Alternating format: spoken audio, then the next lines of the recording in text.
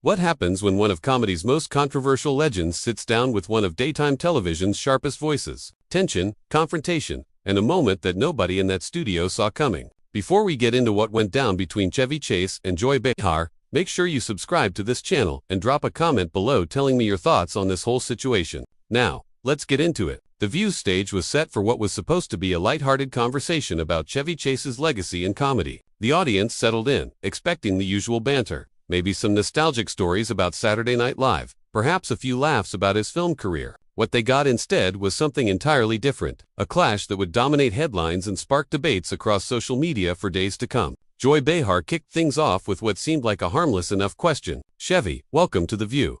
You have had quite the career.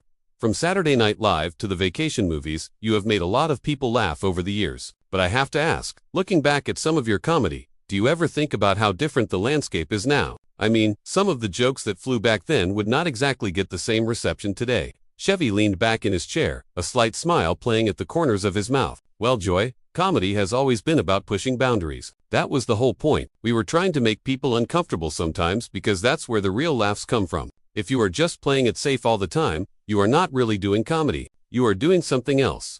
Joy nodded, but there was something in her expression that suggested she was not quite satisfied with that answer. "Sure, but there is a difference between pushing boundaries and just being offensive, don't you think? Amelie have had conversations on this show about how comedy can sometimes punch down rather than punch up. When you look back at some of those sketches, some of those jokes, do you ever cringe a little bit?" The smile on Chevy's face tightened just slightly. "Cringe? No, I don't cringe. I think people today are looking at comedy from 40-50 years ago, through a lens that didn't exist back then. We were breaking ground, we were doing things that had never been done on television before. Saturday Night Live changed the game entirely. If people today want to go back and judge everything by modern standards, well, that is their choice, but I am not going to apologize for making people laugh." Whoopi Goldberg jumped in, trying to smooth things over. "I think what Joy is getting at, Chevy, is that comedy evolves. What we found funny then, we might look at differently now. That does not mean it wasn't funny at the time, but context matters." Chevy turned to Whoopi, his tone still relatively measured, but with an edge creeping in. "Context absolutely matters, and the context is that we were comedians doing comedy. We were not politicians. We were not trying to teach people lessons. We were trying to make them laugh. And we did. Millions of people laughed. That is the context."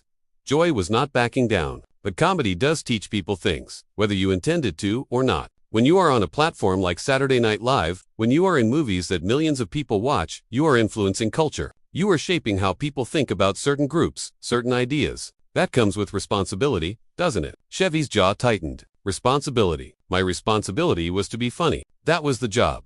Make people laugh. And I did that job better than most people ever have. Now, decades later, everyone wants to go back and dissect every single joke, every single sketch, looking for something to be offended by. It is exhausting, honestly." The audience had gone quiet, the energy in the room shifting from anticipation to tension. Joy pressed forward. "It is not about being offended for the sake of being offended, Chevy. It is about recognizing that some humor was built on stereotypes, on making certain people the butt of the joke in ways that were harmful. Asian jokes, gay jokes, jokes about women. These things had real impacts on real people." Chevy leaned forward now, his voice rising slightly. "And those real people were laughing too, Joy. They were laughing because they understood it was comedy. They understood we were playing with taboos, with subjects that made people uncomfortable. And that is what comedy does. It takes the uncomfortable and makes it absurd, makes it something we can laugh at together. That is the whole point."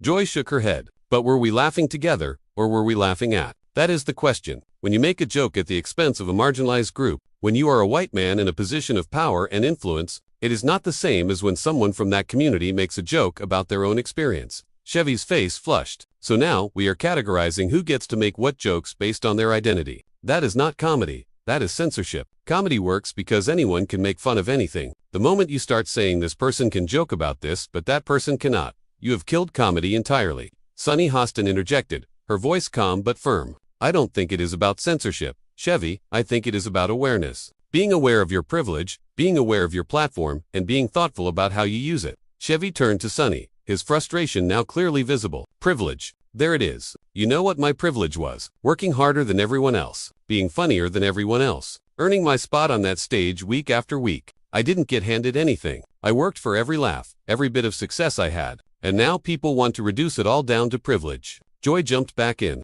"Nobody is saying you didn't work hard, Chevy, but you did have advantages that other people didn't have. That is just a fact. And acknowledging that doesn't diminish your talent or your work ethic. Chevy's voice was sharp now. What advantages? Joy, tell me specifically what advantages I had that made it so easy for me.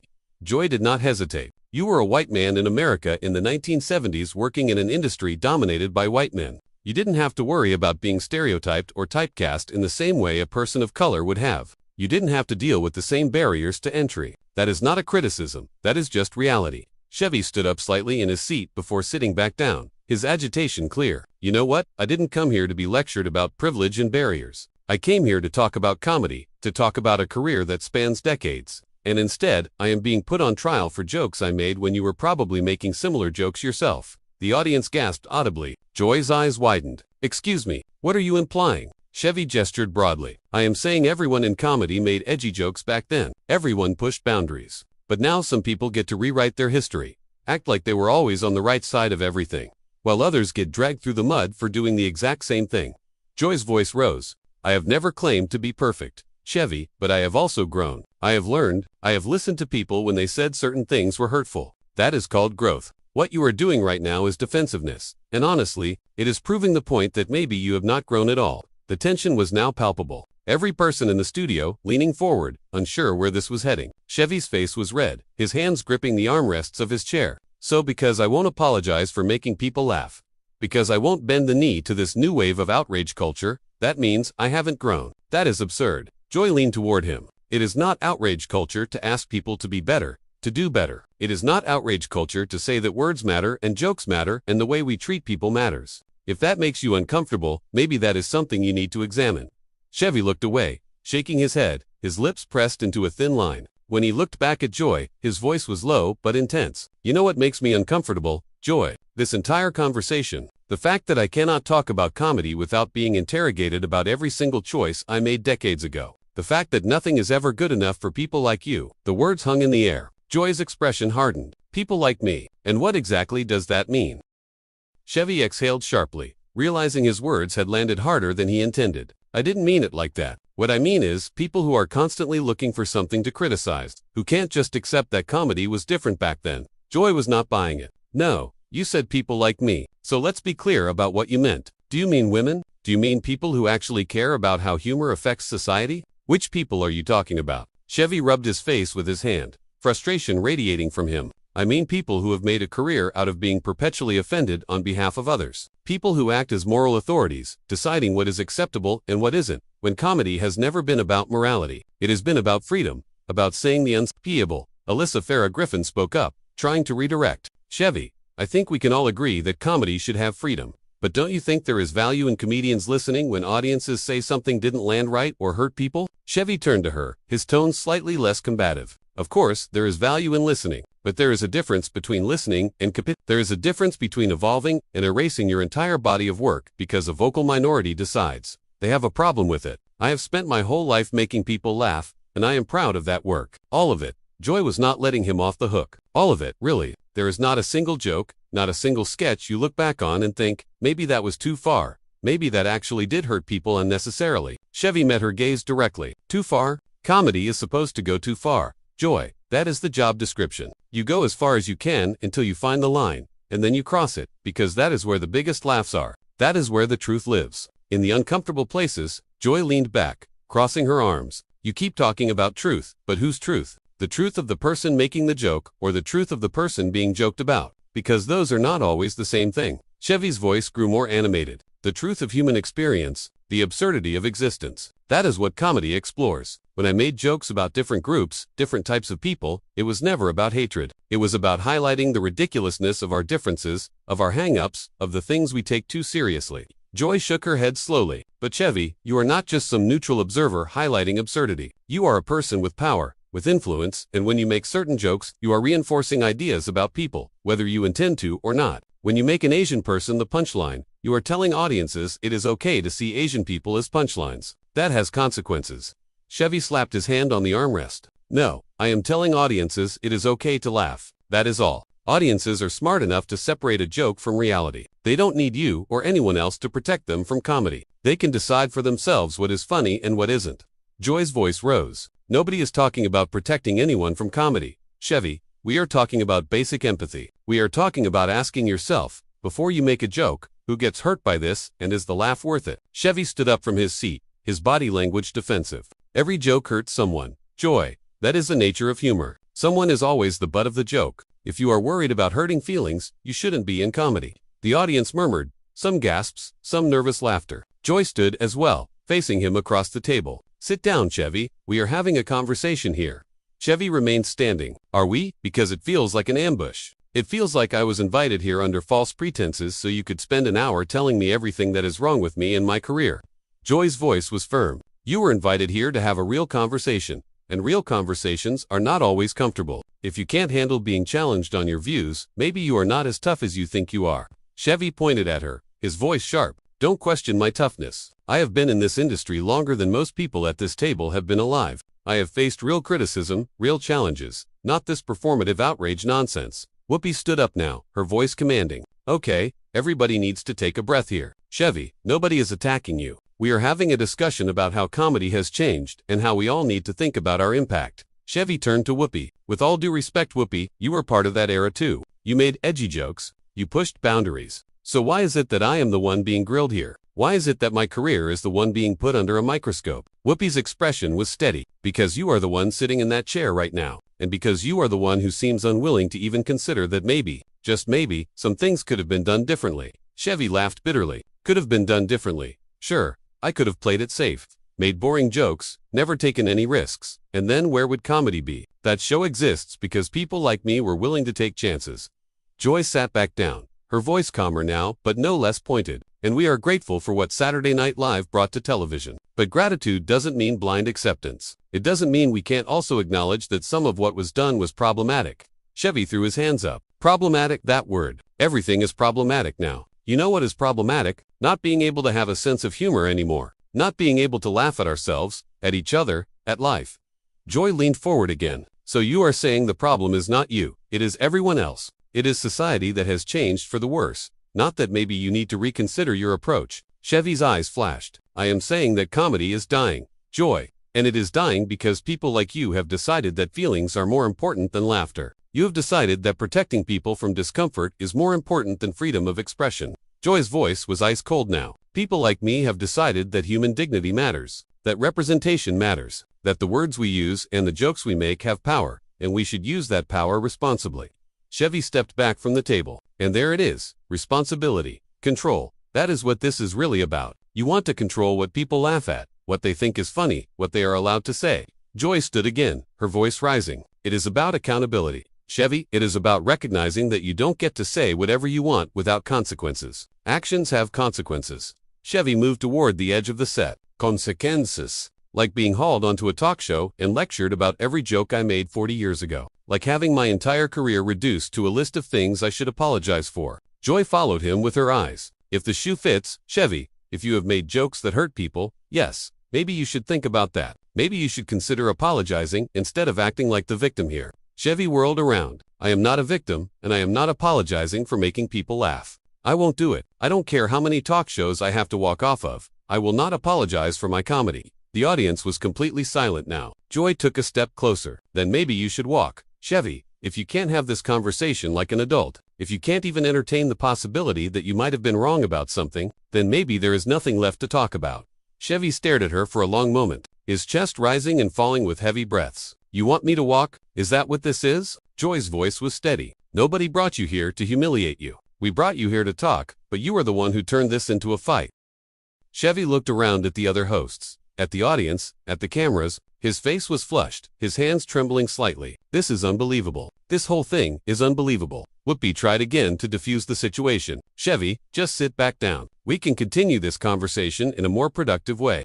But Chevy was shaking his head, his jaw set. No, I don't think we can. I don't think there is any conversation to be had here when the entire premise is that I need to confess my sins and beg for forgiveness. Joy's expression hardened. Nobody asked you to beg for anything, but a little humility, a little acknowledgement that times have changed, and maybe you should change with them. That would go a long way. Chevy turned back to face her fully. Humility. You want to talk to me about humility? You sit here on your platform every single day, telling America what to think, who to vote for, what is right and what is wrong, and you want to lecture me about humility. Joy's voice rose to match his. I give my opinion, Chevy, that is my job. But I don't pretend that my words don't have impact. I don't hide behind the excuse of just trying to make people laugh when I say something hurtful. Chevy took another step toward the edge of the stage. And I don't hide behind fake moral superiority while tearing other people down. At least when I made jokes, I owned what I was doing. I didn't pretend I was doing the world some great service.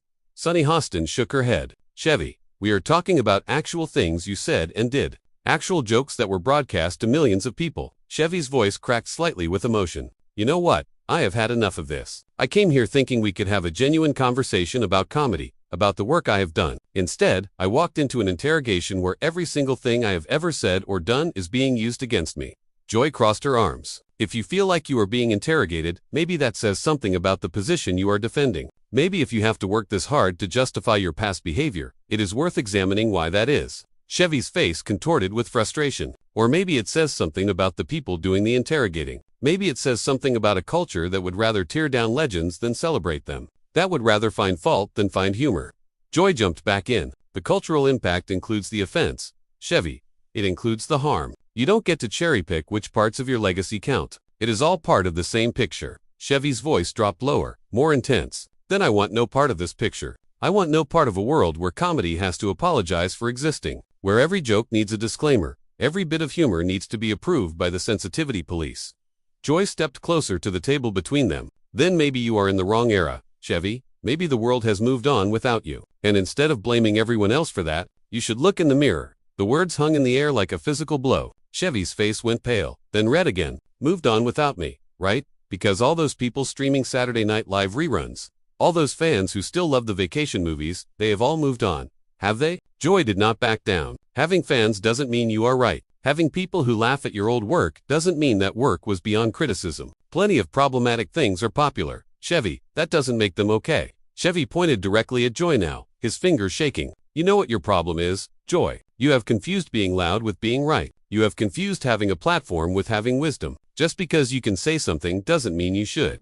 Joy's eyes flashed. And your problem, Chevy, is that you can dish it out, but you can't take it. You built a career on making fun of other people, but the second someone challenges you, you fall apart. That is not strength, that is fragility. Whoopi stood up again, her voice firm. Okay, that is enough from both of you. This has gone too far. But neither Joy nor Chevy was listening anymore. Chevy shook his head violently. Fragility. I am standing here defending my entire life's work against people who have decided that everything that came before their enlightenment was wrong. That is not fragility, that is conviction. Joy leaned across the table. Conviction in what, Chevy? In your right to make jokes at other people's expense without ever having to think about the consequences. That is not conviction. That is stubbornness. That is arrogance. Chevy took several steps back, his whole body tense. I don't have to stand here and listen to this. I don't have to subject myself to this kind of character assassination. Joy's voice followed him. So that is it. You were just going to run away when things get uncomfortable. I thought you were the guy who pushed boundaries, who wasn't afraid of making people uncomfortable. Chevy spun around one more time. There is a difference between making people uncomfortable with comedy and being personally attacked on national television. Joy, and you know that. You are just trying to get a reaction, trying to create a moment for your ratings. Joy laughed, but there was no humor in it. For the ratings, Chevy, you are the one making a scene right now. You are the one who can't handle a simple conversation about accountability.